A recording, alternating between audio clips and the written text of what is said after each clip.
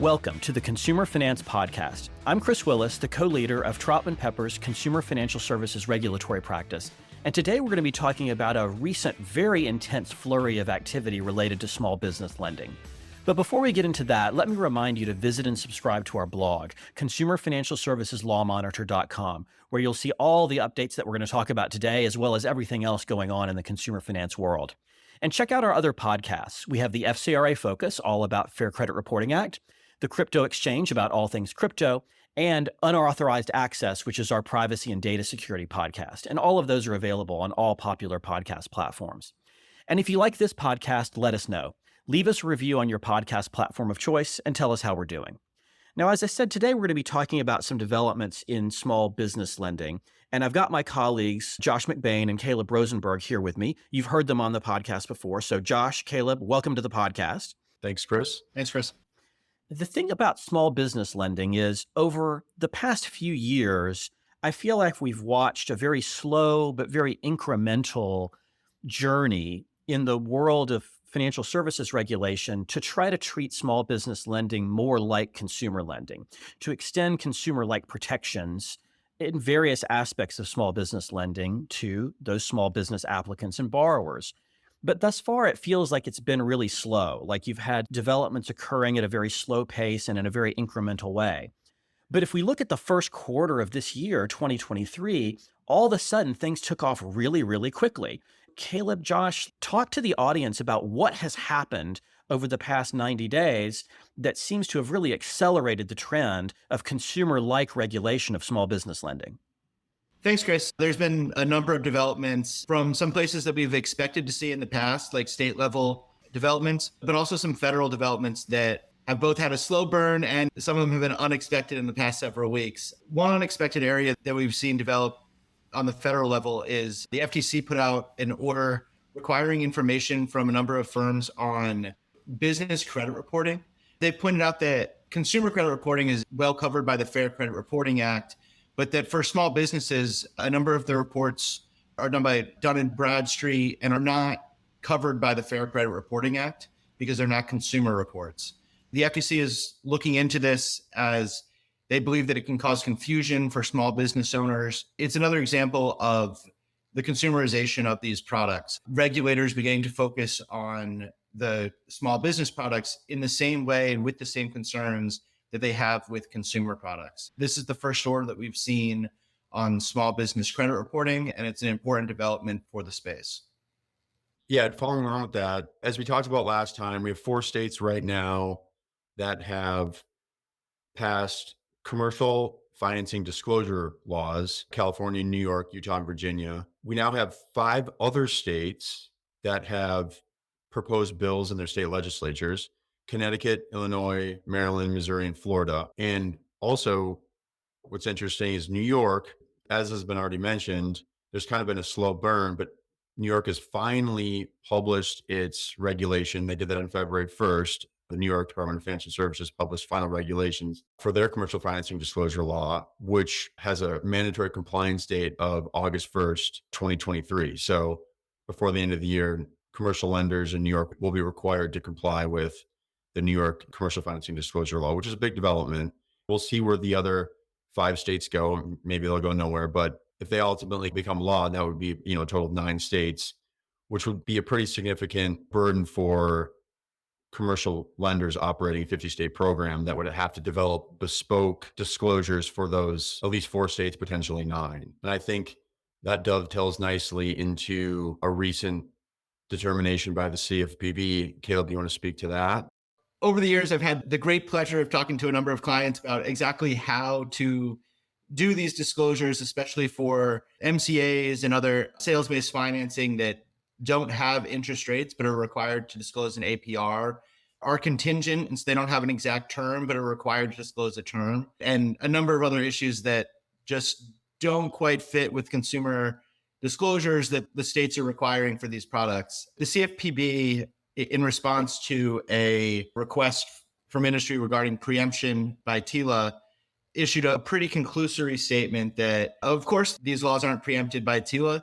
TILA only covers consumer credit and not commercial credit. Of course, TILA does have 2 provisions that do cover commercial credit, but that's not for the disclosures, and they ignored that part. And they didn't go into great detail about the fact that TILA's preemption is focused on preventing confusion, and they reserve the terms that are used in TILA for specific use exactly as they are defined by TILA to prevent people from being confused by different disclosures covering different products. Simultaneously, a trade group, the SBFA, challenged California's disclosures on TILA grounds and First Amendment grounds. Just in the past week, the court decided on a motion to dismiss and ruled for the SBFA that, at least for purposes of the motion to dismiss, California's rule was preempted, at least for open-end products and for sales-based financing, and also violated the First Amendment because it did not require purely factual disclosures involving commercial speech. These are important developments not only for California, but also for New York, which closely mirrors California's disclosures, and for all of the other states that are examining this and dipping their toes into it. It puts another wrinkle and complication into exactly what people need to comply with, what different states are going to require, and potential grounds for challenging them as they move forward. Caleb, if I heard you correctly, did you say that in the same week, the CFPB said TILA does not preempt the state laws in Virginia, Utah, New York, and California, but a California judge said that TILA may preempt California's commercial financial disclosure law? Is that correct? Yes, and I'm sure that the judge was aware that the CFPB had come down with that. I'm sure that had been filed, but those two are in conflict right now. I don't believe the CFPB formally filed anything in that case, but it's certainly something that I'm sure everyone is going to be following closely in the next several weeks and months. Interesting. So last week was pretty exciting, but I think the last item, which we got last Thursday, was the CFPB finally published the 1071 final rule. And for those who haven't been following this, Section 1071 was part of the Dodd-Frank Act that was passed in 2010. It amended ECOA, the Equal Credit Opportunity Act, and it required that commercial lenders collect and report certain data regarding applications for credit for small businesses. The congressional intent of 1071 was to increase transparency in small business lending and promote economic development and combat unlawful discrimination. That's been on the books since 2010 when Dodd-Frank passed, but no one has had to do anything. And no one has had to collect any data or do anything with that law because we've been waiting for the CFPB to publish final rules, which they did on March 30th.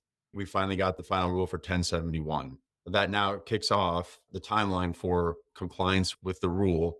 And Chris, I know you've already read the 800-page rule, and I think the additional 200-page filing instructions. It's only 123 pages, Josh. Okay, sorry. I aggressively rounded up, but I don't think we're going to get into it in detail here because it's 800 pages, but I'd love to hear your high-level thoughts. Sure. The rule is incredibly complex, very detailed, and sometimes not very intuitive, at least to me, in terms of the way the different parts of it work.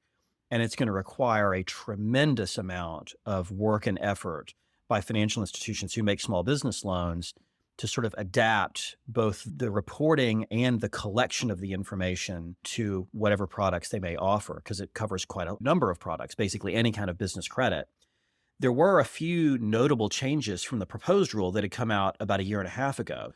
The Bureau did raise the minimum threshold of the number of loans you have to make in order to qualify to be a reporter under 1071 from 25 in each of the previous 2 years to 100 in each of the previous 2 calendar years. The Bureau also added, in addition to the requirement of collecting whether it's a minority or women-owned business, it also is now required, and this was not in the proposed rule, to ask if the business is LGBTQI plus owned or not. That's a brand new data element that wasn't there before. One of the other notable things that the Bureau changed in the final rule was they added a whole section on discouragement. That is, that you're not supposed to discourage applicants from providing the 1071 information, and prescribed a series of measurements and monitoring steps that are themselves quite involved and very prescriptive by my read of them to try to prevent discouragement or to maximize the number of people who respond to the 1071 information requests. Now, to be fair to the Bureau, there are also quite a few changes that were intended to make the rule easier to comply with and easier to deal with by financial institutions. We're all taking in the rule. I've just finished reading it, so my brain is turned to pudding at the moment. But once I recover and once the other members of our team recover, including Josh and Caleb, we're going to be doing a whole series of podcasts detailing different aspects of the 1071 rule, just like we'll do podcasts to update the audience on all these other developments, the preemption issues, the state disclosure laws and their regulations, et cetera. So this episode was really more of just let's take a look at what's going on over the waterfront, so you'll know that there's a lot of activity going on in small business lending, but we'll do deep dives on a lot of these things, and especially 1071 in the near future. So you can look forward to that. In the meantime, Josh and Caleb, let me thank both of you for being on the podcast today and for your future participation, which I'm sure will occur as we continue to follow these events. And of course, thanks to our audience for listening today too. Don't forget to visit our blog, consumerfinancialserviceslawmonitor.com, and hit the subscribe button so that you can get all of our daily updates about what's going on in the world of consumer and now commercial finance. And don't forget to visit us over at Troutman.com and add yourself to our Consumer Financial Services email list. That way you'll get notice of our webinars as well as the alerts that we sometimes send out by email on meatier topics. And of course, stay tuned for a great episode of this podcast every Thursday afternoon. Thank you all for listening.